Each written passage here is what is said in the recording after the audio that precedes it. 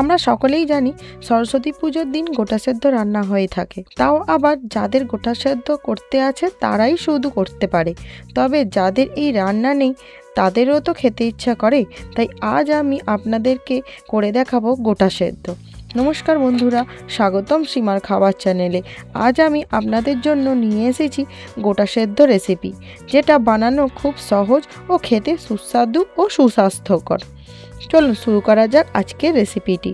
এই রেসিপিটির জন্য আমাদের যা যা উপকরণ লাগছে সেগুলি হলো মিক্সড কড়াই, যার মধ্যে আছে মটর, কাবলি ছোলা, ছোলা, মুগ কড়াই, রাজমা আর সমস্ত রকম ভেজিটেবিল, যেমন আলু, বেগুন, মটরশুঁটি, ক্যাপসিকাম, গাজর, শীষ পালং শাক, সিম, বিনস, টমেটো, কাঁচা লঙ্কা, নুন, হলুদ, জিরে গুঁড়ো, ধনে গুঁড়ো, আদা, সর্ষে, পোস্ত, সর্ষের তেল, চিনি, পাঁচফোড়ন, তেজপাতা, শুকনো লঙ্কা। সবার প্রথমে কড়াইগুলো ভিজিয়ে রাখতে হবে। আমি 4 থেকে 5 ঘন্টা ভিজিয়ে রেখেছিলাম, আপনারা চাইলে আরও বেশিক্ষণ ভিজিয়ে রাখতে পারেন। এবার আমি এখানে ছোট আলু নিয়ে নিয়েছি, এগুলোকে গোটা গোটা খোলা ছাড়িয়ে ধুয়ে রেখেছি, আর সব ভেজিটেবিলগুলোও একটু বড় বড় করে কেটে ধুয়ে রেখেছি। এবার আমি কড়াইগুলো একটা প্রেসার কুকারে দিয়ে একটা সিটি মেরে নেব।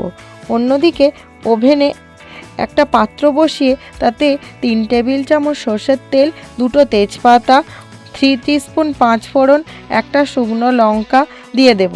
পাঁচফোড়ন আর শুকনো লঙ্কাটা একটু ভাজা হয়ে গেলে এতে কেটে রাখা আলুগুলো দিয়ে দেব। আলুটা ভাজা হয়ে গেলে এতে দেব পরিমাণ মতো নুন দিয়ে আরও একটু ভেজে নেব। তারপর দিয়ে দেব একে একে সব ভেজিটেবিলগুলো, আর একটা গোটা টমেটো, 2টো কাঁচা লঙ্কা দিয়ে দেব। এবার ভালো করে সব কিছু ভাজবো, একটু চাপা দিয়ে হালকা সেদ্ধ হতে দেব। বন্ধুরা, আপনারা যদি আমার চ্যানেলে সর্ষে পাবদার রেসিপি দেখতে চান তাহলে উপরে থাকা আই বাটনে ক্লিক করে দেখে নিন। অন্যদিকে প্রেসার কুকারটা খুলে কড়াইগুলো একটা চুবড়িতে ছেঁকে নেব। তারপর ওভেনে যে ভেজিটেবিলগুলো ভাজতে বসিয়েছিলাম তার চাপাটা খুলে ছেঁকে রাখা কড়াইগুলো দিয়ে দেব। এবার কড়াইয়ের সাথে ভেজিটেবিলগুলো ভালো করে মিক্সড করে নেব। তার ওপর পালং শাকটা দিয়ে দেব। শাক দিয়ে চাপা দিয়ে দেব। শাকটা হালকা নরম হতে দেব, তাহলে শাকটা একটু কমে আসবে। চাপা খুলে শাকের সাথে সব কিছু মিক্সড করে এতে দিয়ে দেব 2 টিস্পুন হলুদ গুঁড়ো, 2 টিস্পুন জিরে গুঁড়ো, 1 টিস্পুন ধনে গুঁড়ো। তারপর ভালো করে ভাজতে হবে। ভাজা হয়ে গেলে হালকা একটু সেদ্ধ হতে দেব। সেদ্ধ হয়ে গেলে এতে দিয়ে দেব আদা, সর্ষে, পোস্ত বাটা 3 টেবিল চামচ। পেস্টটা দেবার পর সব ভালো করে একটু রান্না করতে হবে। তারপর এতে দেব পরিমাণ মতো লবণ, 2 টেবিল চামচ চিনি, 1 টিস্পুন ভাজা মশলা দিয়ে ভালো করে মিশিয়ে একটু ফুটিয়ে নিলেই রেডি আমাদের গোটা সেদ্ধ, যা করতে লাগে না বেশি সময় বা বেশি ঝামেলা, কিন্তু খেতে হয় দুর্দান্ত আর স্বাস্থ্যকর। তাই একবার বানিয়ে দেখুনই না কেমন লাগে।